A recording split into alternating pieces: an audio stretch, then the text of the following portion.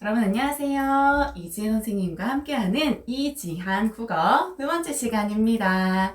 여러분 잘 지내셨어요? 선생님도 여러분 너무 보고 싶은 마음을 꾹꾹 누르면서 잘 지내고 있답니다. 자, 여러분 우리가 오늘은 뭘 같이 공부할 거냐면요. 작품을 바라보는 감상법이 있어요. 그래서 작품 감상법을 선생님과 먼저 공부한 후에 그리고 우리 지난 시간에 배운 자화상 있잖아요. 그 자화상 뒤쪽에 보면 교과서 학습활동 있어요. 그 학습활동을 같이 푸는 시간을 가져보도록 하겠습니다. 자, 오늘의 이지한 키워드 4가지로 정리를 해봤습니다. 자, 첫 번째 키워드는요, 절대론적 관점. 두 번째 키워드는요, 표현론적 관점. 세 번째 키워드는요, 반영론적 관점. 마지막 네 번째 키워드는요, 효용론적 관점입니다. 자, 여러분, 이 4가지 관점은요, 작품을 감상할 때 아주 중요한 개념이고요. 그리고 내신은 물론이고, 수능에도 자주 출제되는 개념이기 때문에 여러분들 오늘도 집중해서 잘 들어주세요. 자, 교과서 13쪽을 펴시고요. 여러분 13쪽을 피면요. 아마 이런 그림이 나오는 게 보이실 겁니다. 문학 작품은요, 이렇게 작가가 생산을 하고 독자가 수용을 합니다. 그리고 그 작품 속에는 배경이 되는 현실이 반영이 되기도 합니다.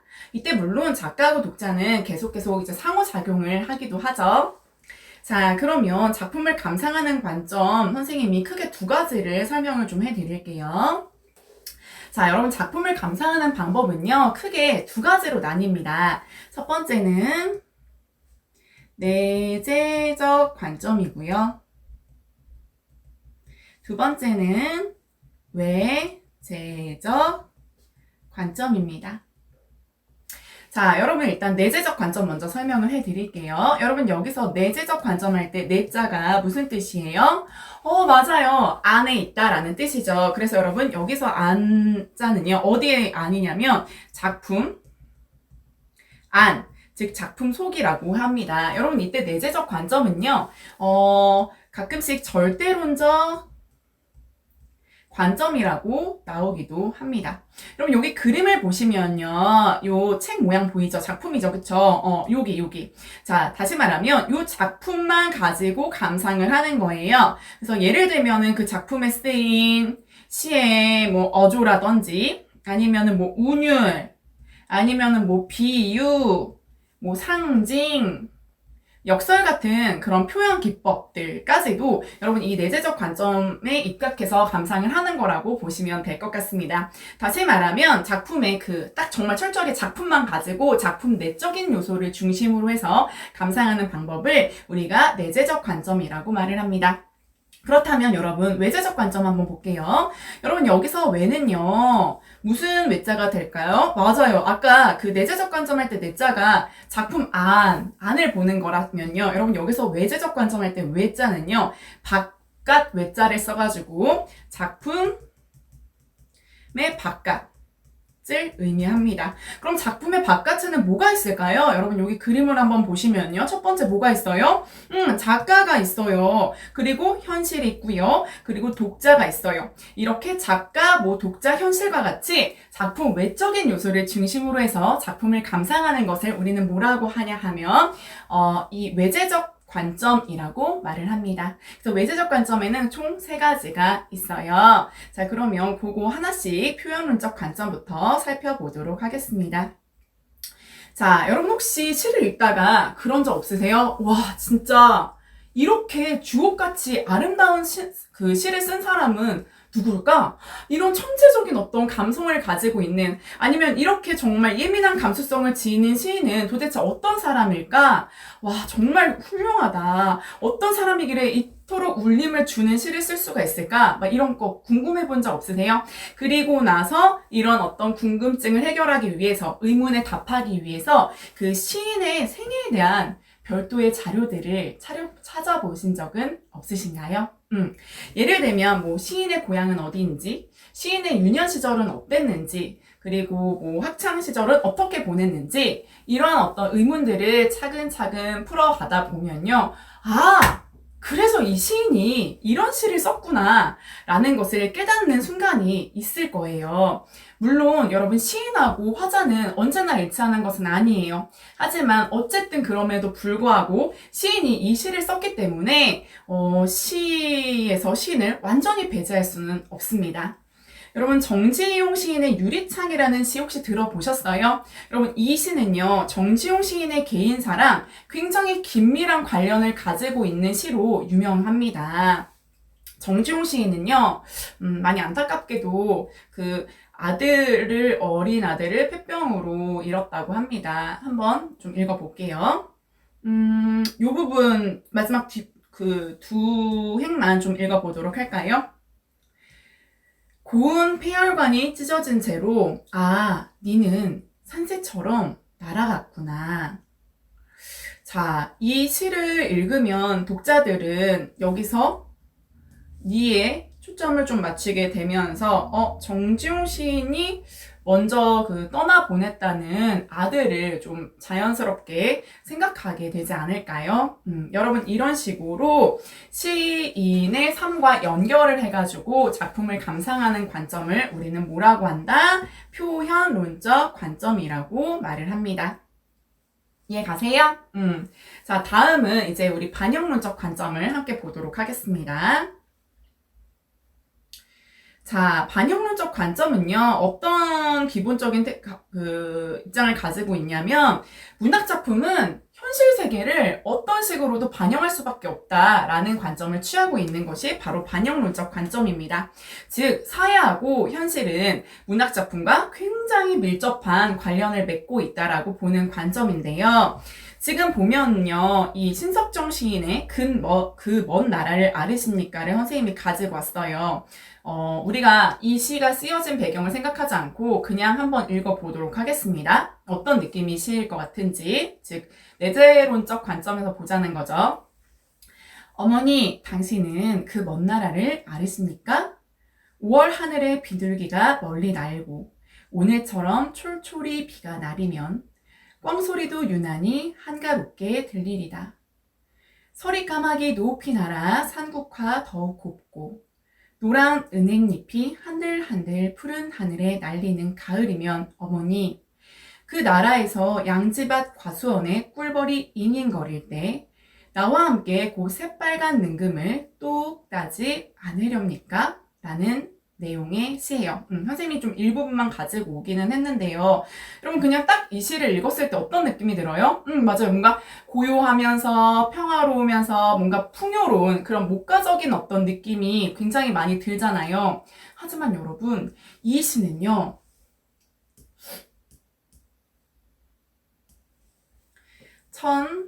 1939년에 쓰인 작품입니다.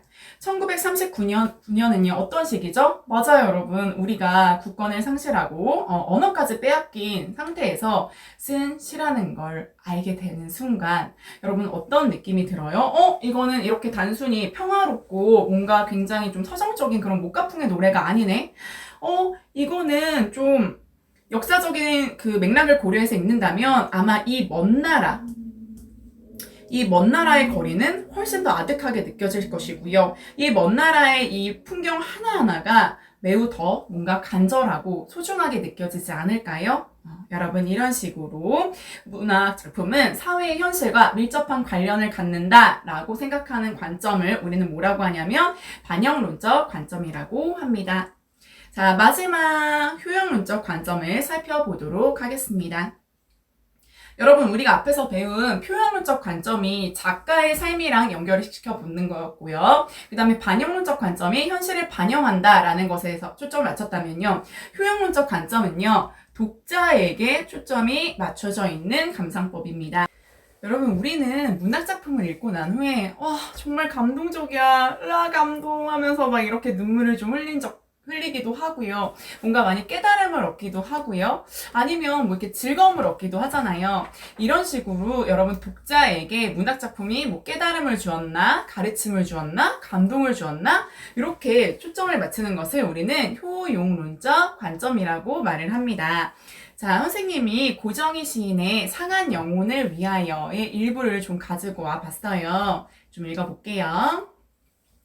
상한 갈대라도 하늘 아래선 한 계절 넉넉히 흔들리거니 뿌리 깊으면야 밑둥 잘리어도 새수는 돋거니 충분히 흔들리자 상한 영혼이여 충분히 흔들리며 고통에게로 가자 고통과 서름의 땅 훨훨 지나서 뿌리 깊은 벌판에 서자 두 팔로 막아도 바람은 불듯 영원한 눈물이란 없느니라 영원한 비탄이란 없느니라 캄캄한 밤이라도 하늘 아래선 마주 잡을 손 하나가 오고 있거니 자, 여러분, 이 작품이 주는 메시지는 뭘까요? 맞아요.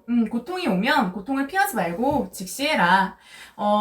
당장 괴로울지라도 희망이 올 거야. 저기 봐봐. 마주 잡을 손 하나가 오고 있잖아. 힘내. 여러분, 힘내세요. 자, 이런 식으로 메시지를 통해서, 이 작품이 주는 메시지를 통해서 마음의 어떤 위안을 얻기도 하고요. 용기를 얻게 되는 것이죠. 이런 관점을 효용론적 관점이라고 말을 합니다.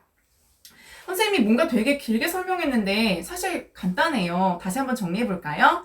자, 문학작품을 감상하는 방법에는 크게 몇 가지? 두 가지가 있다. 그 중에 하나는 내재적 관점이고 내재적 관점은 작품 안에서만 감상을 하는 거다. 뭐 어조, 운율, 뭐 비유와 같은 표현 방식들을 중심으로 해서 감상을 하는 것을 내재적 관점이라고 말을 한다. 외재적 관점은 작품 밖에 있는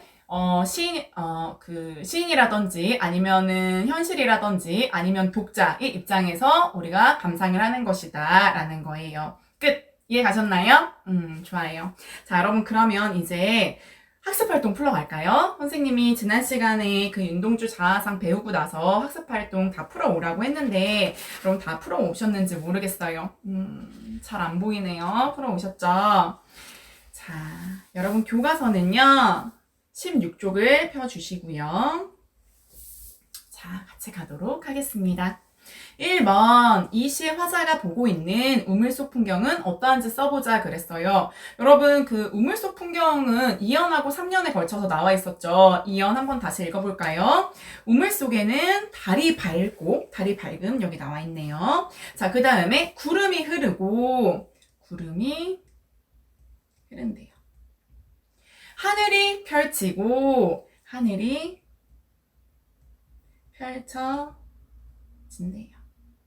그 다음에 파란 바람이 불고 파란 바람이 분대요. 그리고 또 가을이 있습니다. 가을이 있대요. 선생님 이게 끝 아니에요? 여러분 아니에요. 3년 어땠죠? 그리고 한 사나이가 있습니다. 맞아요.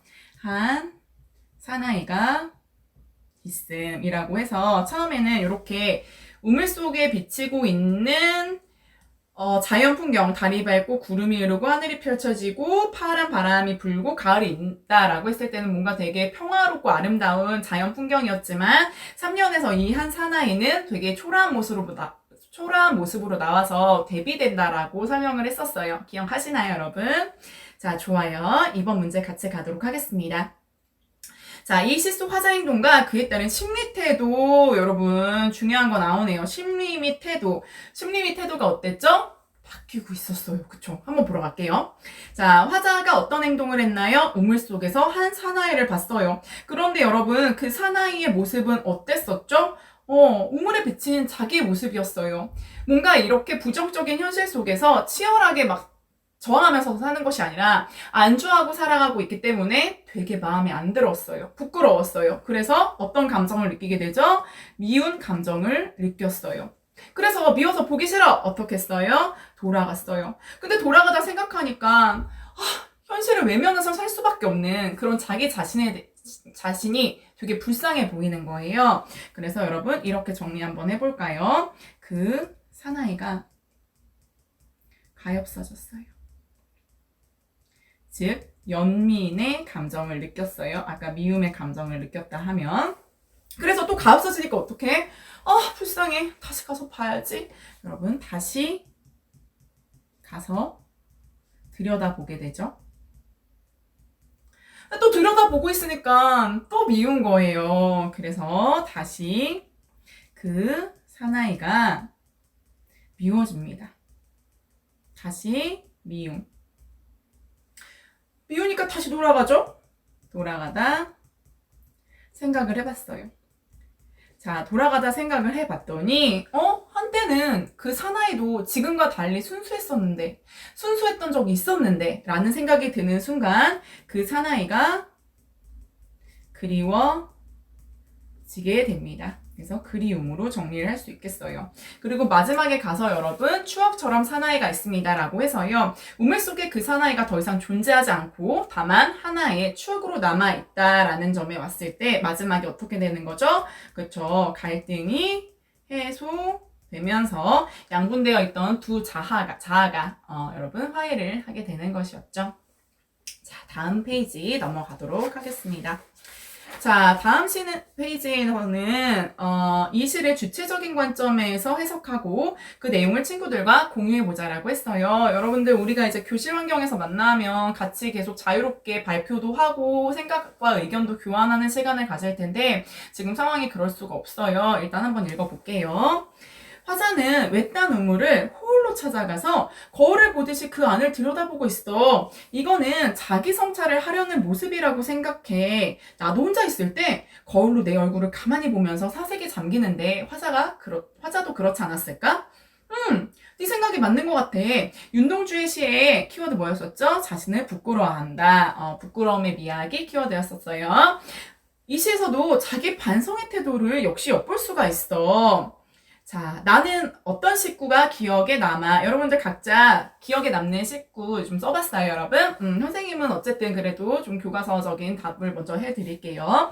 나는 이연이에요. 우물 속에는 달이 밝고, 구름이 흐르고, 자연 풍경 나와 있는 부분 있죠? 그 부분이 굉장히 좀 인상에 남아, 식구가 기억에 남아.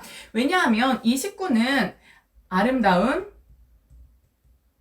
자연의 이미지를 선명하게 나타내주고 있기 때문이야. 그리고 2년하고 6년이 어떻게 됐었죠, 여러분? 반복됐었죠. 수미상관 기억하나요, 여러분? 반복되면서 수미상관이 주는 효과 두 가지. 시 전체의 구조적 안정감과 균형감을 부여하고 있어. 여러분 지금 이 여자친구는요. 철저하게 어디에 지금 맞춰서 감상을 하고 있는 거죠? 이미지, 그 다음에 뭔가 반복, 시 자체만을 가지고 감상을 하고 있는 내재적 관점을 지금 취하고 있는 거죠. 자, 그랬더니 또 남자친구가 뭐라고 했냐면 너는 그렇게 해석했어? 나는 이 창작 시기가 일제강점기라는 것을 고려했어. 일제강점기, 이 친구는 이제 반영론적 관점에서 해석을 하는 것 같습니다. 그래서 일제강점기라고 하는 거는 아무래도 굉장히 좀 힘겨운 시대잖아. 그래서 아마 시인은 좀 고통스러워 했을 거야. 그리고 이러한 현실 속에서, 부정적인 현실 속에서 아무것도 하지 못하고 있는 사나이를 보면서 그래서 사나이가 미워 보이지 않았을까? 그쵸, 여러분? 일제에 적극적으로 저항하지 못했잖아.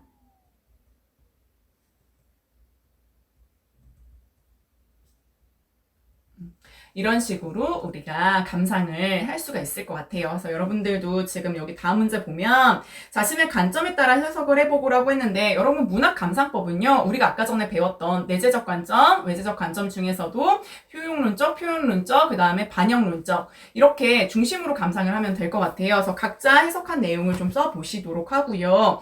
친구들의 해석과 같거나 다른 점은 우리가 지금 자유롭게 토론을 할 수가 없으니까 여러분 이거는 의무는 아니에요. 그래서 여러분들 이렇게 자유롭게 자기 생각 써보고 친구가 뭐라고 썼는지 보면서 여러분들의 해석과 나도 이런 점은 나도 친구랑 비슷하게 해석을 했네. 이런 점은 나랑 다르네. 라는 시간을 좀 각자 가져보는 것도 좋을 것 같습니다. 자, 이지혜 선생님과 함께하는 이지한국어 오늘의 출석 퀴즈입니다. 생산론적 관점이라고도 하며 작가의 창작 의도, 전기적 사실, 심리 상태 등 작가와 작품의 관계에 초점을 맞추어서 감상하고 비판하는 관점은 무엇일까요? 여러분, 요게 출석 퀴즈입니다. 잘 써주세요. 쉽죠? 자, 그러면 오늘 수업은 이렇게 마치도록 할까요? 국어가 이지해지는 그날까지 이재 선생님과 함께해요. 여러분들의 꿈을 언제나 응원합니다. 오늘도 선생님과 함께 해주셔서 고맙습니다. 여러분, 우리 다음 시간에 만나요. 안녕!